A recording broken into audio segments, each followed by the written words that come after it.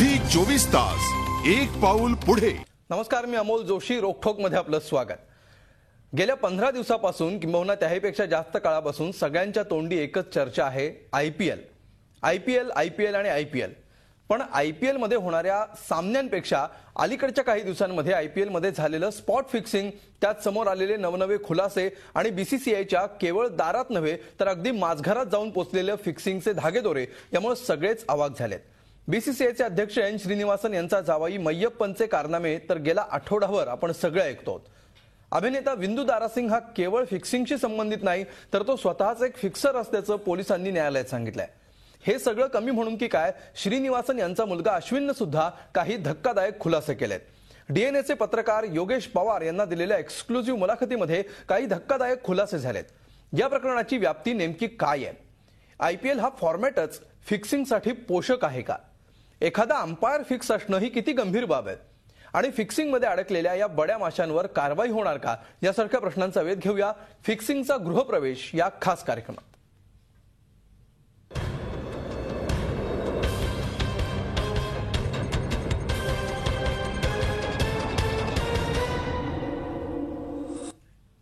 आणि या विषयावर चर्चा करण्यासाठी आपल्या स्टुडिओमध्ये आहे डीएनएचे सहसंपादक योगेश पवार. योगेश पवार, तुमचं स्वागत आमच्या स्टुडिओमध्ये. आज दिवसभर झी मीडियाच्या अनेक चॅनलवर तुम्ही दिसताय. या कार्यक्रमाच्या माध्यमातून आपण सविस्तर जाणून घेणार आहोत की योगेश पवार यांनी जी मुलाखत घेतली अश्विन याची, त्याच्यातून नेमके काय खुलासे आलेत, बाहेर आलेले आहेत, त्याच्यातून कसे धागेदोरे समोर येऊ शकतात आणि याच्यातून नेमका किती मोठा पुरावा तपास यंत्रणांच्या हाती लागू शकतो, या सगळ्याविषयी आपण त्यांना विचारणार आहोत. त्याचबरोबर आपल्या स्टुडिओमध्ये ऑस्ट्रेलियन क्रीडा पत्रकार गौरव जोशी सुद्धा आहेत. गौरव, तुझंही स्वागत आमच्या स्टुडिओमध्ये. गौरव जोशींनी ऑस्ट्रेलियन क्रीडापटू यांचा अत्यंत जवळून त्यांनी अभ्यास केलेला आहे आणि गेल्या अनेक वर्षांपासून ते ऑस्ट्रेलियामध्ये पत्रकारिता करतात. ऑस्ट्रेलियन क्रिकेट विषयी त्यांचा खास अभ्यास आहे. त्यामुळे ऑस्ट्रेलियात बेटिंगकडे कसं बघितलं जातं, आपल्याकडे कसं बघितलं जातं, या सगळ्याविषयी आपण त्यांना विचारणार आहोत. आणि त्याचबरोबर ठाण्यातून या चर्चेमध्ये सहभागी होती प्रसिद्ध अभिनेत्री हेमांगी कवी. हेमांगी, तुझंही स्वागत या चर्चेमध्ये. सेलिब्रिटी हेमांगी कवीला सगळेच ओळखतात सेलिब्रिटी म्हणून, घराघरात ती पोचलेली आहे आणि त्यामुळे सेलिब्रिटी याच्यामध्ये अडकतायत. सेलिब्रिटींनी कसं राहायला हवं, सेलिब्रिटींनी काय भान बाळगायला हवं, सेलिब्रिटींना मोहात पाडणं किंवा सेलिब्रिटींचा याच्यामध्ये समावेश होणं हे आजकालच्या काळामध्ये किती सहज झालेलं आहे, त्यामुळे काय सावधानता बाळगायला हवी, या सगळ्याविषयी आपण हेमांगीला विचारणार आहोत. चर्चेला सुरुवात करण्यापूर्वी आपण बघूया आजचा रोखठोक प्रश्न. आजचा प्रश्न आहे, बेटिंगमध्ये अडकलेल्या बड्या माशांना शिक्षा होईल का?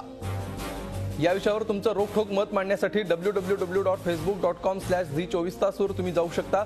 त्याचबरोबर 24तास.com वर लॉग इन करून सुद्धा तुम्ही तुमचं मत नोंदवू शकता. कार्यक्रमाच्या शेवटी आपण बघणार आहोत की या विषयावर लोकांनी काय कौल दिलाय. आणि या चर्चेला आपण सुरुवात करूया योगेश पवार यांच्यापासून. योगेश जी, आम्हाला विस्ताराने सांगा की तुम्ही जो इंटरव्ह्यू घेतलेला होता, तुम्ही जी मुलाखत घेतली, त्याच्यामधून अनेक धक्कादायक खुलासे एन श्रीनिवासन यांच्या मुलांनी केलेले आहेत. हा इंटरव्ह्यूचा योग नेमका कसा आला, तुम्ही त्याला कसे भेटलात आणि त्यातून काय महत्वाचे ठळक मुद्दे समोर आले? सगळ्यात पहिली गोष्ट म्हणजे अमोल, मी एका वर्षामागे एन श्रीनिवासनचा मुलगा आहे जो अश्विन, त्याला भेटलो होतो. एक LGBT, एक लेस्बियन्स, गेज, बायसेक्शुअल आणि ट्रान्सजेंडर्सचं एक फिल्म फेस्टिवल होतं आपल्याकडे. एकमेव असं फिल्म फेस्टिवल आहे ते. आणि गेल्या वर्षी त्या फिल्म फेस्टिवलचा लॉन्च जे होणार होतं त्याच्या प्रेस कॉन्फरन्समध्ये गेलेलं असताना तिथे एक गे राईट्स ऍक्टिव्हिस्ट आहेत, अशोकराव कवी, बरेच प्रसिद्ध आहेत ते. त्यांनी मला प्रेस कॉन्फरन्सच्या वेळेला बाजूला नेऊन सांगितलं की एक अशी व्यक्ती आहे ज्याला त्याच्या वडिलांकडूनच खूप मारहाण झाली आहे, तो एवढ्याच कारणामुळे की तो होमोसेक्शुअल आहे म्हणून, आणि तो आपल्या वडिलांना न घाबरता उघडपणे होमोसेक्शुअल पार्टनर बरोबर राहतो, म्हणून याच्यामुळे त्याच्यावर एक जीवघेणा हल्ला झालाय.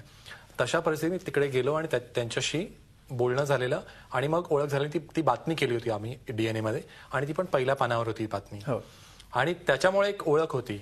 आता काय झालं की हे आयपीएलचा सगळा प्रकार बाहेर आल्यानंतर पुन्हा एकदा मी अश्विनला संपर्क केला. म्हटलं तुला काय म्हणायचं आहे की याच्याबद्दल तुला काही माहिती आहे का, किंवा तर त्या अनुषंगाने मग त्यांनी मला माहिती दिली की कसं पोलीस ज्या पद्धतीने तपास करतात आहेत ती दिशा अगदी बरोबर आहे आणि त्याच्यामध्ये अजून त्यांनी जर जोर लावला तर बरंच धक्कादायक काही निघू शकेल असं म्हटल्यावर मी म्हटलं काय नेमकं धक्कादायक, तर मग त्यांनी एक एक मुद्दा मांडायला सुरुवात केला आणि त्याच्यात फार म्हणजे फार गंभीर आरोप केले. त्यांनी बिलकुल सांगितलं की कसा मयप्पन हा फार आधीपासून म्हणजे IPLचं सत्र एकूण चालू झालं त्याच्या फार आधीपासून तो बुकीज बरोबर संपर्क ठेवत होता कायम आणि चेन्नईमधले आणि दुबईमधले दोन्हीकडचे बुकीज बरोबर संबंध ठेवायचा.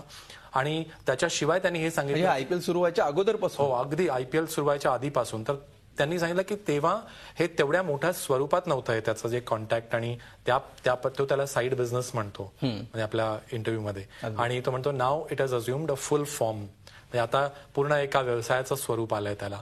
तर तो याच्यावरून आपल्याला अंदाज येतो की हे किती काळापासून चाललेलं आहे. आणि त्याच्याच बरोबर तो अजून जास्त धक्कादायक म्हणजे आपल्या वडिलांबद्दल तो एकदम गंभीर आरोप करतो. तो असं म्हणतो की त्यांच्याकडे अमाप पैसा आहे, इतका अमाप पैसा असताना ते जगातलं कुठलंही मोठं विमान घेऊ शकत होते. असं असताना त्यांनी हॉकर 900 या मॉडेलचं छोटं विमान जाणीवपूर्वक याच्यासाठी घेतलं की जेणेकरून त्यांना ते विमान प्रत्येक वेळेला कुठेही जाता येता ते रिफ्युलिंगसाठी थांबवायला लागेल. आणि त्याच्याही उपर जाऊन तो असं म्हणतो की हे रिफ्युलिंग करायला तो कुवैत, शारजा इथे न थांबताना फक्त दुबईलाच ते प्रत्येक वेळेला तिकडे ते विमान थांबवलं जातं. 4 तासांसाठी जेव्हा ते विमान तिकडे रिफ्युलिंग होत असतं त्यावेळेला प्रत्येक वेळेला ते उतरतात जातात आणि त्याच काही लोकांबरोबर ते गोल्फ खेळतात. तर तो याच्याबद्दल प्रश्न विचारतो. मी त्याला विचारलं, म्हटलं ह्या लोकांची नावं सांगू शकशील का. मला म्हणे माझ्याकडे त्या नावांची माहिती आहे पण योग्य वेळ येईल तर त्यांनी प्रश्न विचारला की जर ते एवढे ताकदशीर आहेत तर मग तिथे त्यांना असं का करावं लागतं. तिथे एक संशयाची सुई निर्माण होते. झी 24 तास एक पाऊल पुढे.